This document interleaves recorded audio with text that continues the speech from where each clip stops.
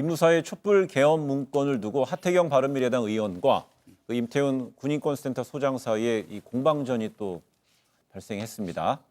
이어졌습니다. 양측 주장 한번 들어보고 이야기 이어가겠습니다. 최종본이라는 거는 기무사에서 작성을 해서 국방부 장관한테 정식 보고한 걸 말하는 겁니다. 그리고 진짜 최종본은 이 21개의 목차 자료에서 12개로 압축이 됐습니다. 9개가 빠진 거죠. 이제 부적절한 거, 이 시대에 안 맞는 거 이런 거는 다 뺀 거예요. 지금 청와대는 최종본이 따로 있다는 걸 알고 있습니다. 하태경 의원이 공개한 자기 본인이 주장하는 이제 최종 문건이라고 하는 것이 네. 저희가 봤을 땐 가짜고, 이 문건은 대선 다음 날인 2017년 5월 10일 날 네. 기무사가 제목도 바꿔치기 해서 세탁한 문건입니다. 하 의원님이 이거 국민들에게 사과 안 하시면 네. 저희 포렌식 한 거 공개할 수도 있습니다.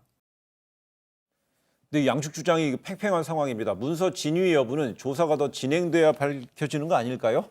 이거를 지금 간단히 정리를 네. 해드리면 작년에 청와대 대변인이 그 계엄사, 그러니까 기무사 계엄 문건이 확보가 돼서 공개한 거면 21개 항목으로 돼 있다고 했는데 예. 자기가 입수한 진본을 보니까 12개 항목이더라. 9개 빠졌다 이 말. 그러면서 어떤 계엄과 관련된 9개 항목이 빠져 있더라. 그러니까 작년에 청와대에서 부풀려서 국민을 기만하는 차원에서 가짜 문건을 공개한 게 아니냐. 예. 이게 하태경 의원의 주장이었어요. 이거에 대해서 임태훈 군인권센터 소장의 주장은 뭐냐면 무슨 소리냐. 당신이 갖고 있는 게 가짜고 내가 갖고 있는 게 진짜인데 거기는 분명히 돼 있다. 그럼 이게 왜 진짜, 그다음에 이게 왜 가짜인지를 말씀을 드리면 이 USB에 이 파일이 담겨 있다는 거 아닙니까? 그래서 USB를 포렌식을 해서 보니까 그 문제의 문건의 최종 작성일이 5월 10일로 되어 있다라는 겁니다. 그러니까 이건 무슨 이야기냐면 대선 다음 날. 예. 그러니까 뭐냐면 관계자가 서둘러서 대선 결과를 보고 걸릴 것 같으니까 수정을 해버린 거다. 그러니까 원래 있던 진본에서 빼버린 거다. 이게 지금 임태훈 소장의 주장인 거죠. 예. 이게 뭐 굉장히 복잡하지만 간단히 말하면 좀 간명하게 된 것 같은데 네. 또 좀 더 한번. 어떤 것도 네. 최종본은 지금 없어요. 예. 궁극적으로 지금 현재까지는.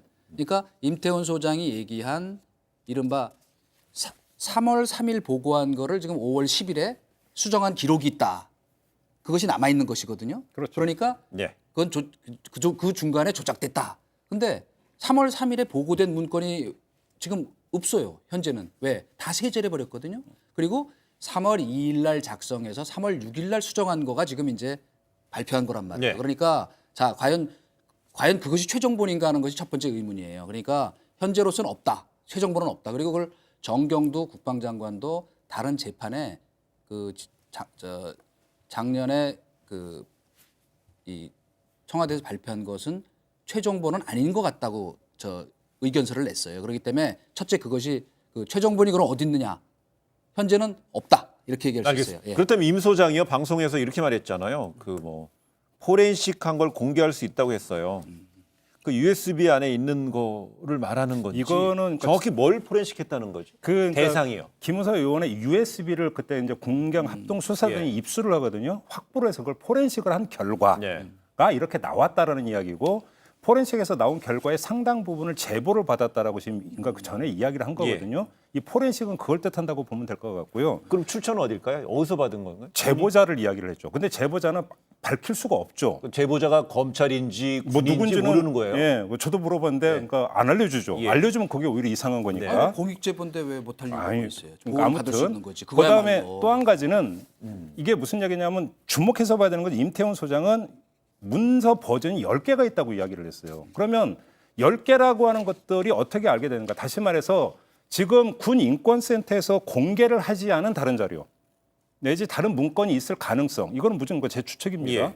이거를 지금 배제할 수가 없는 거고, 따라서 지금까지 나왔던 얘기를 가지고 저희가 여기서 팩트 문제인데 여기서 결론을 지을 수가 없어요. 왜 그러냐면 다 나온 게 아닐 가능성이 있기 때문이거든요. 논란과 공방은 아직도 진행 중이다. 그러면요. 좀 전에 이전 수석이 얘기한 대로요. 만약에 공익 제보자라고 얘기하고 있다면 그럼 왜 못 밝혀라는 거는 저는 그렇게 생각해요. 그러니까 지난번에도 제대로 말하자면 윤석열 당시 중앙지검장이 수사를 안 했다는 근거로 냈던 문건이 표지가 기무사 한자가 틀렸다 그랬더니 그 제보자가 드러날 가능성이 있기 때문에 그걸 바꾼 거다. 바꾸는 예. 가지고 실수했다 이랬거든요. 그 똑같은 얘기예요. 그러니까 아니 그런데 왜 제보자가 드러나죠? 그 문건을 그냥 제출하면 게다가 지금 이제 사실 저는 원천적으로 이게 계속 제가 태산명당의 서일필이라 그랬잖아요. 왜? 이건 기본적으로 누가 도대체 내란과 쿠데타 음모를 한다는 말입니까? 그리고 또 한 가지 여기 지금 그 제목에 보면은 대비 계획이라고 돼 있잖아요. 대비 계획이라는 게 뭐예요?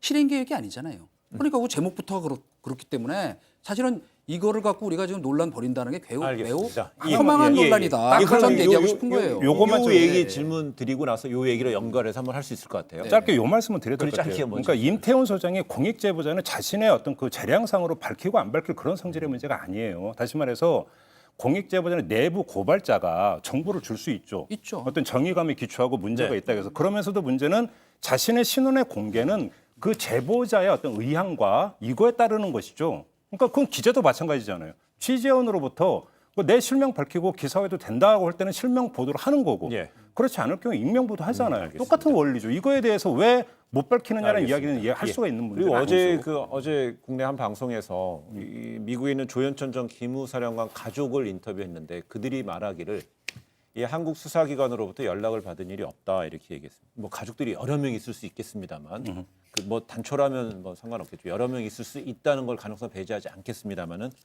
연락받은 일이 없다 이런 얘기는 결국 한국 뭐 검찰에서 수사가 뭐 제대로 이루어지지 않은 거 아니냐라는 이게 이제 쪽으로 논란이 연관이 왜 되는 것 졌냐면 같은데요. 인터폴 적색 수배라도 해야 되는 거 아니냐. 예. 그랬을 때 이제 뭐 했는데 잘 안 됐다라고 최초에 그러니까 설명이 그렇게 나왔는데 알고 봤더니 인터폴 헌장에 따르면 정적인 사유는 수배가 안 된다. 이 부분이 있으면서 이거 정말 수배한 게 맞느냐?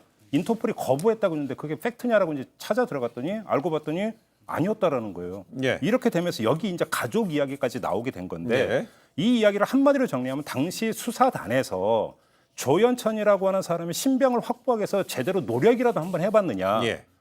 지금까지 나온 거 아무것도 없다라는 거예요. 이 점을 제기하는 거죠. 네. 조현천 그 기무사령관의 신병 확보는 아까 설명 나왔던 것처럼 이 인터폴에서는 아주 형사 사건이나 중범죄자 아니면은 이건 정치 사건으로 보는 거예요. 그러니까 당연히 수배에 협조하지 않죠. 그러니까 제가 보기에는 아예 검찰의 전문적 입장에서 보면은 인터폴 수배 자체가 무의미하다 이렇게 봤으리라고 저는 생각합니다. 제가 네. 그리고 또 한 가지 지금 중요한 게 자꾸 우리가 지금 뭐 피의 사실 공표죄 뭐 저거 갖고 검찰을 압박하고 이 난리를 치면서 이거는 사실은요 이게 국가 기밀이잖아요.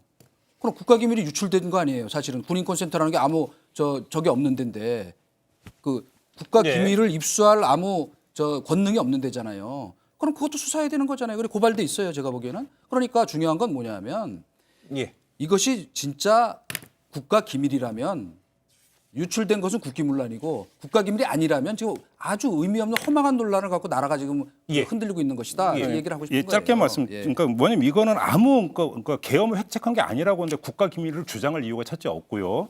두 번째는 그렇게 주장한 게 한국당의 논리이긴 해요. 하지만 인권센터 입장에서는 이게 그러니까 그 계엄을 획책했던 쿠데타를 획책했던 거라고 한다면 국가 기밀이고 아닌 거를 떠나서 그건 국가 기밀일 수도 없고 왜냐하면 그건 오히려 그게 국기문란이니까. 예. 그건 당연히 국민들에게 알려야 되는 게 어찌 보면 군인권센터는 당연히 그렇게 생각할 수밖에 없는 거죠. 저도 제보자가 자기 예. 이름과 명예를 걸고 한다 그러면 믿겠어요. 근데 지금 그동안에 아주 최악의 지금 그 음모론을 보면은 뭔가 어떤 수사기관 권력과 유착해서 이런 거 폭로하는 게 아닌가 대리전으로. 왜냐하면 왜 청와대가 침묵을 지키고 있습니까? 이거에 대해서. 그러니까 자기네가 입수한 자기네가 알고 있는 진상을 얘기하면 되잖아요. 그다음에 그건 좀 너무 나가신 예, 아니에요. 제보자 그건, 단정 예. 그거는 그거는 단정은 정말로 어느 너무 나가신 얘기예요. 아니 그러니까 그건 이제 뭐 그런 음모론도 나올 수 있다는 나오고 거네요. 있다는 얘기고 그다음에 제가 얘기하고 싶은 건 이겁니다. 어쨌건 204명을 조사하고 90건을 압수수색했는데 조현철이라는 사람이 하나 없다 그래서 다 누가 보고하고 어떻게 했고 문건은 어떻게 복갔는지 조사 다 했단 말이에요. 그런데도 불기소 처분했는데 뭘 이걸 또 다시 꺼내가지고 젖은 장작에다가 바로 그걸 불을 붙이려고 지적하고 하느냐. 시간이 있으면 말씀 시간이 있나요? 저한 이겁니다. 바로 20초만 할게요. 예, 조현천이 도망가서 그렇다면 걸석 재판이라도 해야 되고 김관진이니 그래서 뭐 다른 황교안 대표 얘기까지 안 할게요. 이 사람들 모두 불기소 이후 통지서에 피의자라고 적시됐는데 전부 다 참고인 중지로 끝내버렸으니까 그러면 그 나머지라도 했어야 되는데 왜 거기서 멈췄느냐 이걸 제기하는 거잖아요. 예. 군인권에서. 뭐